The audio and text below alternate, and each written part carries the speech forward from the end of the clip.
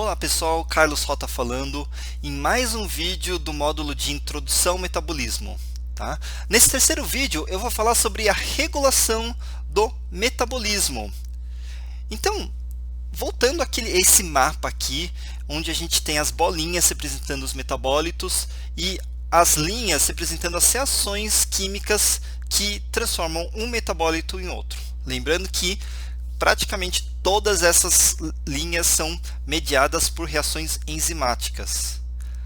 E aí, digamos que a gente tem aqui esse metabólico azul. Aqui. Como que esse metabólito, como que a célula consegue decidir, ou qual reação que esse metabólito vai participar? Será que ele vai virar essa bolinha azul, essa daqui de baixo, essa daqui de cima? Será que ele vai entrar aqui nessa via rosa e se transformar nessa bolinha rosa aqui? Como que isso acontece, né? Como é tomada essa decisão? Então, nesse vídeo eu vou falar sobre como o metabolismo é regulado exatamente para que o metabólito seja direcionado para vias de interesse da célula, certo? Então, eu falei para vocês sobre as vias de catabolismo, sobre o metabolismo catabólico, que geralmente gera energia para a célula, e o metabolismo anabólico, que geralmente usa essa energia para construir coisas. Uma coisa que talvez não tenha ficado muito clara é que essas vias geralmente estão todas misturadas dentro da célula. Não existe uma via separada da outra, tá? Então elas estão intensamente conectadas. Uma coisa interessante é que a gente vê que as vias de catabolismo, que estão representadas aqui em vermelho, geralmente convergem todas para um ponto, certo? Então essas moléculas, elas vão de moléculas mais complexas, por exemplo, glicogênio, amido, sacarose, triacilgliceróis, a moléculas cada vez mais simples, até convergir no acetil-CoA ou em outras moléculas, né? Vocês vão ver que o acetil-CoA é muito importante. E as vias de anabolismo geralmente são divergentes. Elas começam de pontos em comum, por exemplo, o acetil-CoA e outros pontos, e elas vão se divergindo, gerando moléculas cada vez mais complexas. Tá? Então isso é muito interessante.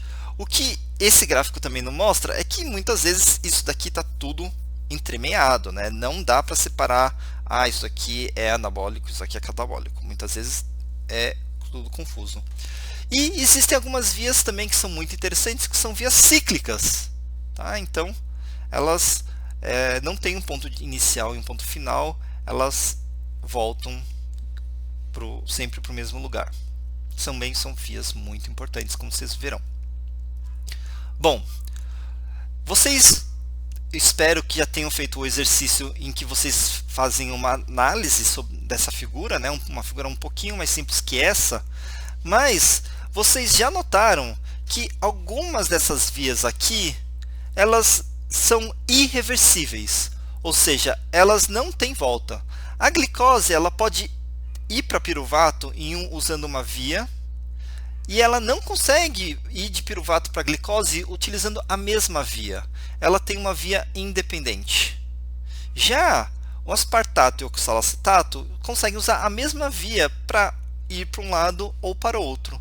Então, isso acontece porque algumas reações nessas vias, elas são irreversíveis, ou seja, elas acontecem com uma frequência baixíssima e com uma probabilidade baixíssima em uma das direções, certo? Principalmente reações energéticas.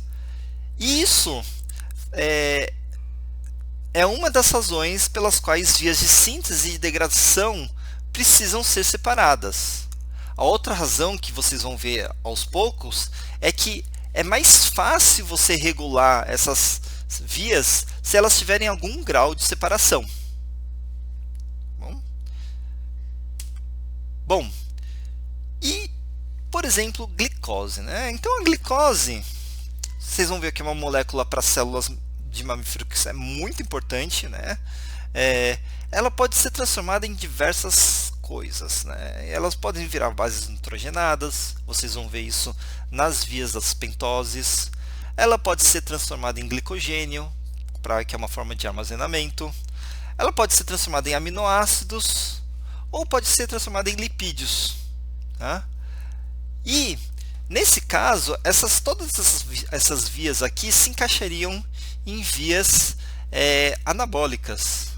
Mas também a glicose ela pode ser completamente oxidada em CO2 e água, que seria uma via catabólica, e é uma via que gera energia. E como que a célula controla o fluxo de glicose? Né? Então imagina a glicose e ela vai para algum lugar seguindo fluxos metabólicos. E como isso é controlado? Uma maneira, eu diria a principal maneira, é controlando-se a atividade enzimática dessas vias. Certo? Então, se uma das vias tem a sua atividade enzimática ativada e as outras reprimidas, a tendência vai ser que a glicose vá seguir uma dessas vias. Tá? E isso é muito importante. E como então a gente controla a atividade enzimática? Existem duas principais formas que eu vou falar para vocês nesse momento. E lembrando que esse vídeo é uma introdução e ao longo das vias metabólicas a gente vai retomar todos esses temas, então não fiquem desesperados nesse momento. Bom, uma das formas é alterando-se a concentração de enzima ou a concentração de substrato. Né? Lembrando nas aulas de cinética enzimática que se eu aumentar a quantidade de enzima, eu aumento a velocidade máxima. E aumentando o substrato, você tem a tendência de que a velocidade enzimática vai aumentar até um certo ponto. Né? Lembrando aquela curva da equação de Michaelis e Menten, que você aumenta o substrato e a velocidade vai aumentando até um platô. Tá? Então, essa é uma maneira. São duas maneiras de você controlar a atividade enzimática, alterando-se a enzima, alterando-se o substrato. E outra forma é alterando-se a eficiência da enzima. Né? Por exemplo, a velocidade com que ela catalisa um substrato ou a afinidade dessa enzima com um substrato. Né? Lembrando que a afinidade está associada com um parâmetro chamado Km. Tá? Então, como que a gente consegue alterar a concentração de enzimas, substratos ou produtos? Bom, a gente pode regular a expressão gênica. A sua célula pode produzir mais proteínas. A gente pode regular as vias de degradação de proteínas. Então, em vez de você fazer mais proteínas, você destrói as proteínas numa taxa menor. E aí você acaba acumulando. A gente pode alterar as vias de síntese do substrato.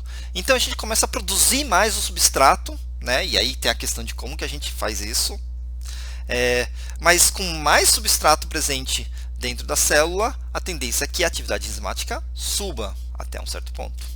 A gente pode alterar o transporte celular do substrato. Então, em vez do substrato ser sintetizado de uma maneira mais rápida, os transportadores podem trazer o substrato para dentro da organela ou para dentro do citosol de forma mais rápida. Né? E aí a atividade enzimática sobe. E a gente pode diminuir a quantidade do produto. Por quê? Diminuindo-se a quantidade do produto, a gente desvia o equilíbrio da reação para a direção do produto. Né? Lembrando que as reações enzimáticas elas não mudam o equilíbrio da reação, elas mudam a velocidade dessas reações. Então a gente pode deslocar o equilíbrio para favorecer a produção do produto e a gente pode evitar que esse produto acabe inibindo a enzima, que é uma coisa que é relativamente frequente. A segunda forma é você alterar a eficiência da enzima. Então, por exemplo, a gente pode fazer com que a enzima aumente sua afinidade com o substrato.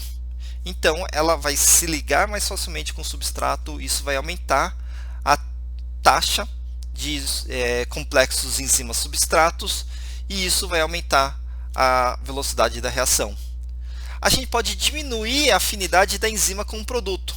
E isso quer dizer que a enzima vai soltar o produto mais rapidamente. E de novo, você aumenta a velocidade daquele ciclo de enzima, enzima-substrato, enzima-produto, uma enzima modificada com um produto, soltando o produto, a enzima modificada e ela voltando para o estado inicial. Então, quanto mais rápido esse ciclo acontecer, mais rápida a reação vai acontecer. Então, outra forma de fazer isso é mudando-se a disponibilidade de cofatores, você aumenta a quantidade de cofatores, então você aumenta a velocidade desse processo. E outra coisa é mudando-se a velocidade com que a enzima muda de conformação. Então você altera algo na enzima que faz ela mudar suas conformações mais rápidos. Mas a questão é, como se faz isso? Como que a gente faz todas essas alterações? Tá? Bom, uma maneira é utilizando regulação alostérica. Né? Lembrando que essas reações alostéricas elas não têm a ver com inibidores, como eu falei, mas ela tem a ver com outro tipo de regulação, que são moléculas que se ligam na enzima, fora do sítio ativo da enzima, e quando elas fazem isso, elas alteram o funcionamento dessa enzima. Então a gente tem, por exemplo, essa enzima aqui, laranja, que ela se encontra sem nenhum efetuador alostérico. Notem que a dinâmica dela não segue Michaelis-Menten, é uma dinâmica sigmoidal. E na presença de um efetuador negativo, a velocidade dela para a mesma concentração de substrato cai. Tá? E com um efetuador positivo, essa velocidade aumenta. Tá? De novo, isso tem alguma semelhança com os inibidores que vocês aprenderam, mas como a gente não está lidando com uma enzima michaeliana, ela não vai se comportar da maneira descrita por aqueles modelos. E olha só que interessante, então como que um regulador alostérico pode funcionar? Digamos que a gente tem um acúmulo de A. Então a célula começa a captar A, porque ela ativou uma via de transporte. Então a gente aumenta a concentração de A. A tendência é que você aumente a concentração de B, que vai aumentar a concentração de C, que vai aumentar a concentração de D, que vai aumentar a concentração de F. E aí F ele pode começar a acumular. E vocês vão ver